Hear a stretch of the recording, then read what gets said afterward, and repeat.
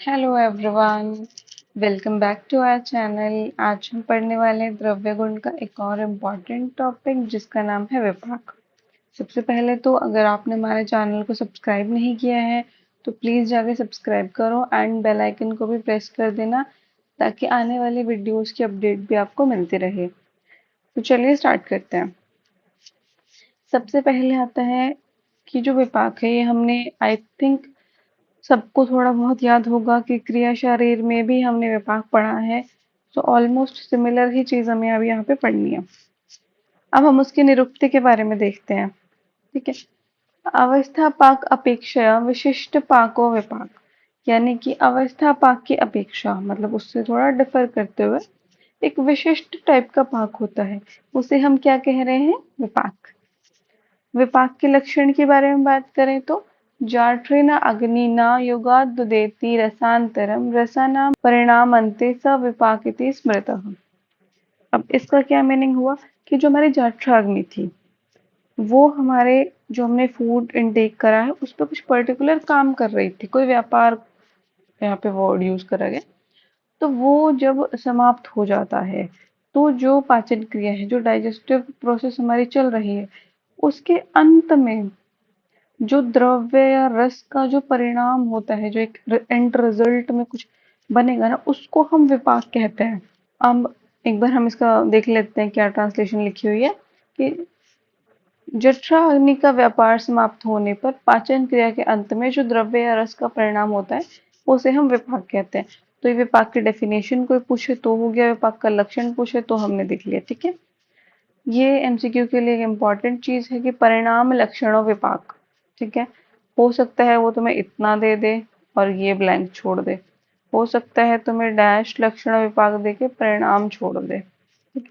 तो इसको याद रखेंगे हम। अब आता है अवस्था पाक और विपाक के बारे में डिफरेंस। तो उससे पहले हमें पता होना चाहिए कि अवस्था पाक क्या होता है। विपाक हमने ऊपर देख लिया, अब हम देखते हैं कि अवस्था पाक क्या होता है। तो देखो, भुक्त आहार का महाश्रोत के विभिन्न भागों में जो अवस्थिक पाक होता है उसे हम अवस्था पाक कहते हैं। यानी कि बहुत ही सिंपल लैंग्वेज में मैं तुम्हें समझाती हूँ कि भुक्त आहार यानी कि जो हमने फूड को इनटेक करा है उसका महास्रोत मतलब जो हमारा पूरा जीआईटी ट्रैक्ट की बात हो रही है, उसके विभिन्न भागों में जो अवस्थिक पाक होता है, लाइक कुछ स्टेप्स में वो पाक हो रहा है, उसको हम अवस्था पाक कहते हैं। इसकी कितने स्टेप्स हैं? 3 अवस्थाएं होती हैं। क्या क्या होगी? सबसे फर्स्ट मधुर पाक, दूसरा अम्ल अवस्था पाक, तीसरा है कटु अवस्था पाक। अब मधुर अवस्था पाक में क्या होगा कि प्रथम अवस्था है, कहाँ होगी? अमाशय में। ये चीज याद रखनी है, इससे क्वेश्चन बनेगा। और अगर आप ये आंसर कर रहे हो तो इम्प्रेशन बहुत अच्छा जाता है। एटलीस्ट ये सब आपको पता होना चाहिए कि प्रथम अवस्था क्या हो जाएगी, कहाँ संपन्न होगी? सबसे पहले अमाशय में हो रही है, क्योंकि जब हम नीचे की तरफ हमारी बॉडी में जीआईटी में मूव करेंगे, सबसे पहला ऑर्गन क्या आएगा जो मेन है डाइजेशन के लिए? अमाशय। ठीक है। और मधुर रस के बाहुल्य से कफ की उत्पत्ति होगी। तो मधुर अवस्था पाक में हमने 2 चीजें देखी। पहला, उसकी लोकेशन आमाशय है, दूसरा क्या उत्पन्न हो रहा है? कफ। ठीक है। नेक्स्ट आता है हमारे पास अम्ल अवस्था पाक। अम्ल अवस्था पाक में हम क्या देखेंगे? इसकी भी 2 चीजें हमें देखनी है, लोकेशन और किस दोष की उत्पत्ति हो रही है। तो पच्यमानाश्चय यानी अमाशय और पक्वाशय के मध्य में, और अम्ल रस से पित्त की उत्पत्ति हो रही, वहां पे मधुर रस से कफ की उत्पत्ति हो रही थी। अब कटु अवस्था पाक आ जाता है। तो कटु अवस्था पाक क्या होता है? पक्वाशय में संपन्न होता है, कटु रस से वात की उत्पत्ति होती है। ठीक है। अब हमने भी तो ये चीज स्टार्टिंग में ही पढ़ी होगी जब हम अष्टांग पढ़ना स्टार्ट करते हैं या क्रिया शरीर पढ़ना स्टार्ट करते हैं, कि सबसे पहले जब हम खाना खाते हैं तो कफ बनता है, देन पित्त बनता है, फिर वात बनता है एंड में। तो उसी सीक्वेंस में भी हमने देख लिया। अब हमें पता चल गया कि अवस्था पाक क्या होता है। और याद रखना कि विपाक को ही क्या कहा जाता है? निष्ठा पाक कहा जाता है। और ये अंतिम परिणाम होता है, एंड रिजल्ट है किसी भी प्रोसेस का। तो अब देखो डिफरेंस देखते हैं कि आहार के स्थान भेदानुसार अवस्था अनुरूप जो पाचन होता है वह अवस्था पाक है। यानी कि सबसे पहले उसमें स्थान था, अमाशय है, पक्वाशय है, या उन दोनों के मध्य वाला पार्ट है। दूसरा क्या है, अवस्था के अनुरूप है।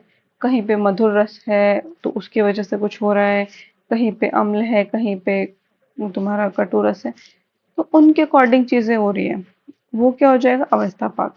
निष्ठा पाक क्या है, रसों का अंतिम परिणमन, यानी एकदम एंड रिजल्ट है विपाक।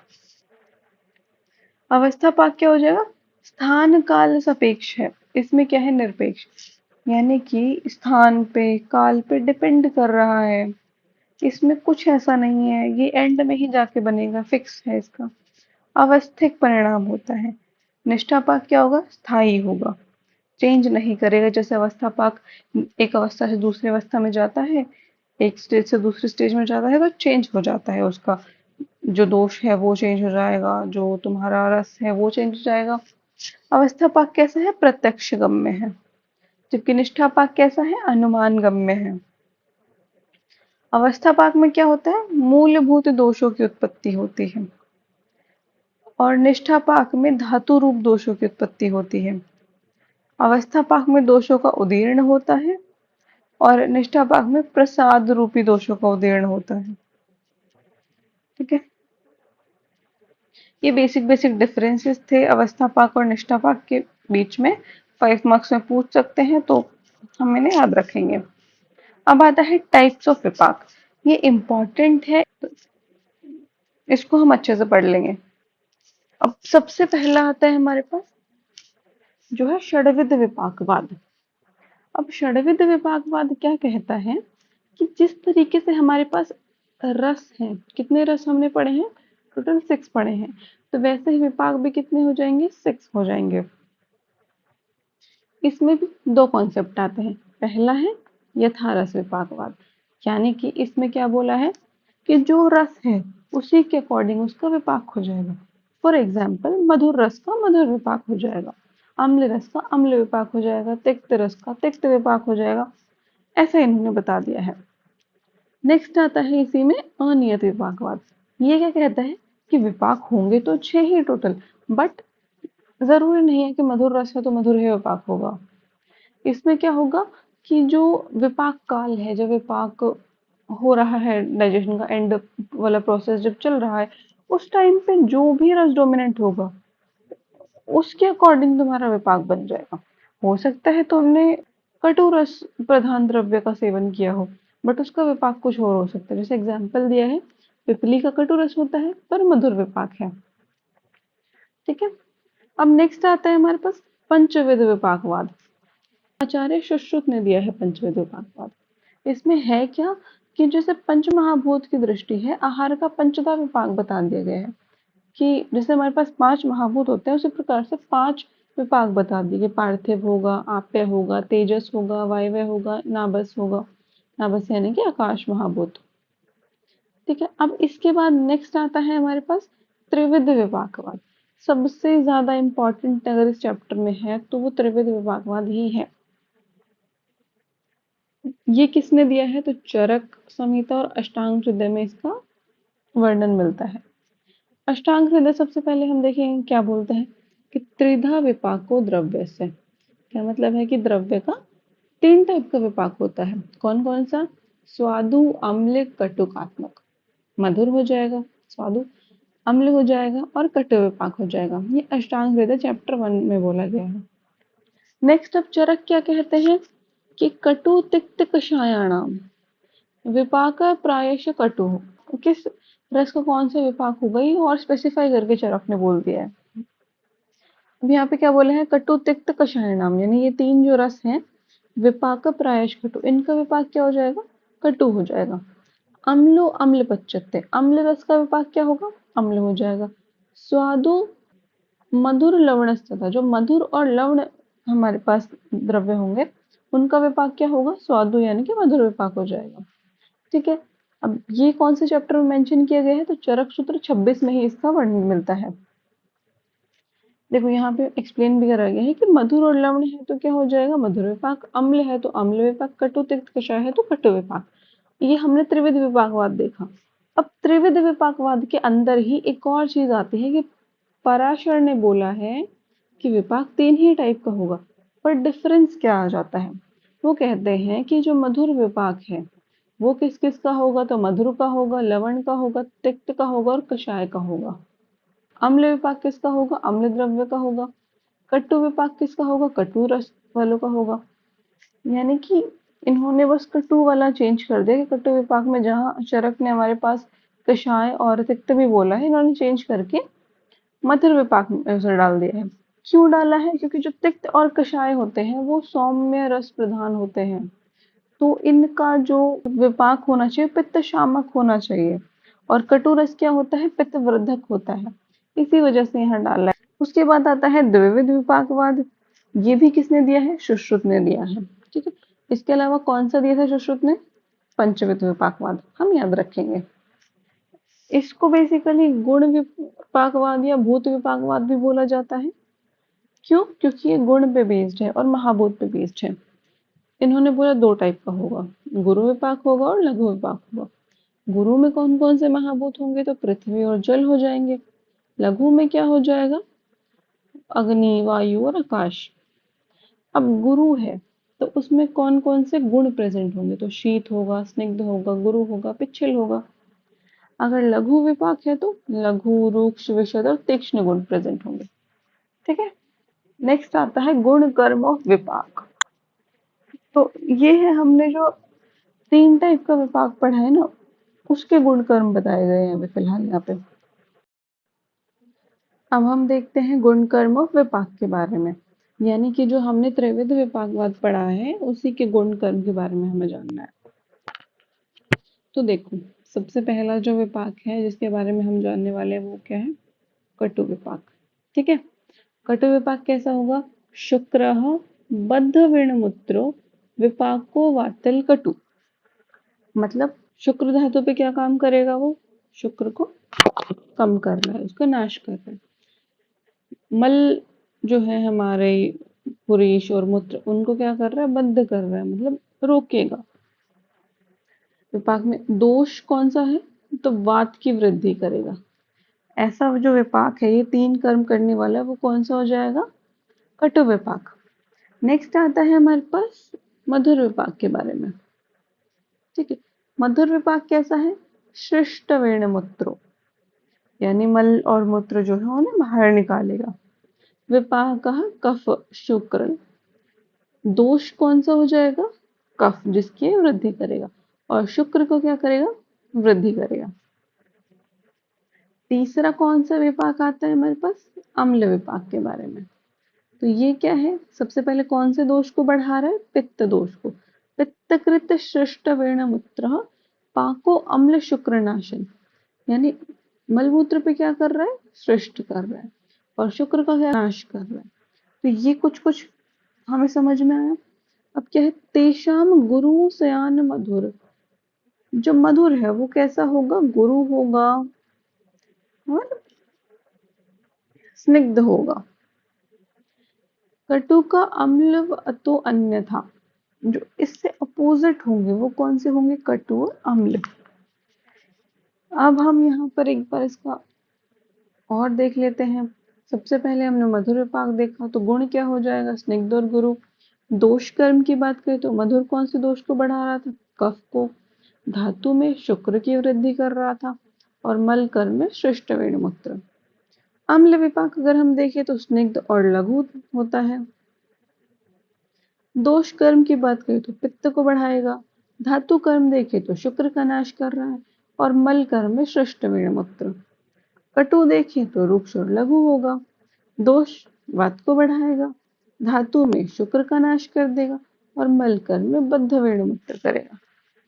अब अगर हम एक बार और इसको जो सुश्रुत वाला क्लासिफिकेशन था उसके बेसिस पे देखें तो जो गुरु विपाक था वो क्या हो जाएगा? कफ को बढ़ाएगा, वात पित्त को कम करेगा, और ये मल कर्म पे क्या करेगा? श्रेष्ठता।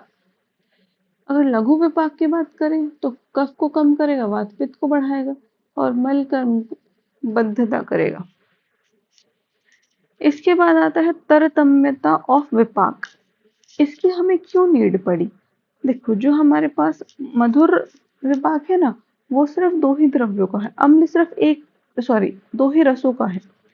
और जो अम्ल है वो केवल अम्ल रस का है।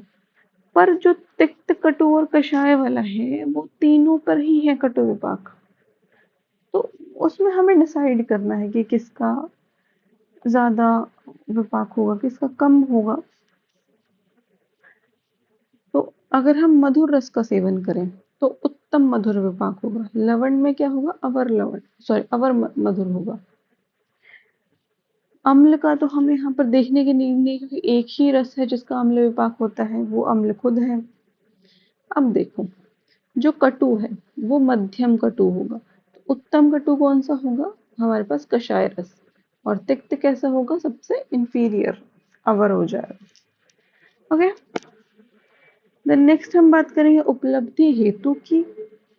तो विपाक का कैसे पता करते हैं, हमने जब अवस्था पाक और विपाक के बीच में डिफरेंस पढ़ा था तभी ये चीज देख ली थी कि अवस्था पाक तो प्रत्यक्ष गम्य है, बट जो हमारा विपाक है वो अनुमान गम्य है। देखो, अनुमान गम्य का मतलब सबको समझ आ चुका होगा, पहले ही बताया जा चुका है वीडियो के स्टार्टिंग में, कि विपाक का जो ज्ञान है वो कर्म के आधार पर होगा। इसीलिए बोला गया है विपाक कर्मनिष्ठ है। जैसे ये छोटे छोटे जो कोटेशंस होते हैं ना, ये हमें पता होने चाहिए, एमसीक्यू में दे सकते हैं। नहीं दिया तो जब आप आंसर अटेम्प्ट कर रहे होते तब ये चीजें लिखते हो तो एक अच्छा इंप्रेशन पड़ता है। स्टार्टिंग में हमने क्या लिखा था, परिमाण लक्षण विपाक, ठीक है। नेक्स्ट क्या आ गया, विपाक कर्मनिष्ठ है। अब क्या लिखा है कि द्रव्य का अग्नि पाचन होने पर शरीर में जो कुछ भी कर्म होगा उसे अनुमान करके विपाक का ज्ञान करते हैं। सिमिलर चीज हम देख चुके हैं स्टार्टिंग में ही, बट फिर से एक बार पढ़ लेते हैं कि हमने किसी चीज को खाया, उसके बाद जो वो हमारी बॉडी पे इफेक्ट क्या शो कर रही है, उसके बेसिस पे हम पता करेंगे कि कौन सा विपाक था इसका। जैसे फॉर एग्जाम्पल, कोई हमने द्रव्य का सेवन किया, वो शुक्र की वृद्धि कर रहा है, कफ की वृद्धि कर रहा है, श्रेष्ठ मूत्र, ये तीन कर्म वो शो कर रहा है। तो ये तीनों कर्म हम कहाँ से पता कर सकते हैं, ऊपर हमने देखा कि ये तीनों कर्म किसके हैं, मधुर विपाक के। ठीक है। विपाक के स्वरूप की अगर बात करें तो आयुर्वेद में भौतिक सिद्धांत की दृष्टि से जहां भी परिणाम होगा वहां भौतिक परिवर्तन अवश्य होगा, क्योंकि शरीर पंच भौतिक है और द्रव्य भी पंच भौतिक है।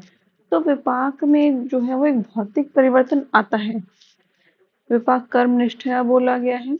द्रव्यों की पाक की जो चरम परिणति है वही विपाक है, यानी जो एंड रिजल्ट होता है। ठीक है, क्या होता है ये हमारे पास, एंड रिजल्ट होता है किसका, डाइजेशन का। ठीक है। निष्ठा शब्द जो है उससे हमें तीनों जठराग्नि, भूताग्नि, धात्वाग्नि का व्यापार अंतर्भूत है। यानी यहाँ पर हमें सिर्फ ये नहीं देखना है कि कौन सी अग्नि काम करे, तीनों को ही हम कंसिडर कर लेंगे। अब सुश्रुत के अकॉर्डिंग जो है वो एज सच कोई स्पेसिफिक लक्षण नहीं प्राप्त होता कि उन्होंने किसी चीज के लिए स्पेसिफाई करा हो, बट हम जठराग्नि के व्यापार को ही विपाक मान लेंगे। ठीक है। नेक्स्ट आ जाता है विपाक और रस की डिफरेंसेस। तो रस के लिए हम क्या लिख सकते हैं, रसनार्थो रस। विपाक में हम क्या लिख देंगे, परिमाण लक्षण विपाक। ये आशु कर्म होता है, ये विलंबित कर्म होता है। इसका जो इफेक्ट है वो शरीर पर और मन पर दोनों पर पड़ेगा। इसका सिर्फ शरीर पर प्रभाव होता है। रस जो है वो प्रत्यक्ष गम्य है, विपाक जो है वो अनुमान गम्य है।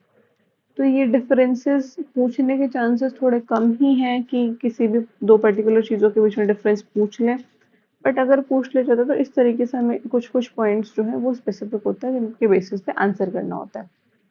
इसी के साथ हमारा जो विपाक टॉपिक था वो खत्म हो गया है। अब जो मेन इससे क्वेश्चन बनेगा वो बनता है त्रिविध विपाकवाद के ऊपर, कि टाइप्स ऑफ विपाक और उसके गुण कर्म में लिखने हैं, 5 मार्क्स में बनेगा यही क्वेश्चन। तो इसमें हमें क्या लिखना है, सबसे पहले हम ये दोनों चीजें मेंशन कर देंगे कि किस किस ने दिया है, तो चरक और अष्टांग ने दिया है। फिर ये दोनों श्लोक हम चाहे तो लिख सकते हैं, बहुत इजी है। देन उसके बाद फिर हमें गुण कर्म लिखना है। श्लोक बहुत इजी है, अगर चाहो तो याद कर सकते हो, बहुत ही इजी फॉर्म में मैंने समझाया था। अगर नहीं भी याद हो रहा है तो एटलीस्ट ये चीजें तो हमें याद रखनी ही रखनी है। फिर अगर आगे अपने क्वेश्चन को थोड़ा एक्सटेंड करना चाहते हो तो तरतम्यता लिख दो, ठीक है। बाकी विपाक का कोई भी क्वेश्चन आए, सबसे पहले स्टार्टिंग कहाँ से करोगे, इधर उसके निरुक्ति लिख दो, लक्षण लिख दो, या कुछ भी ऐसा लिख दो जो विपाक को डिफाइन कर रहा हो। उसके बाद जो चीज़ पूछी गई है उसको आंसर करो, ठीक है। So thank you so much for watching this video. Please do like, share and subscribe to our channel. कोई भी डाउट है तो आप कमेंट कर सकते हैं। Thank you.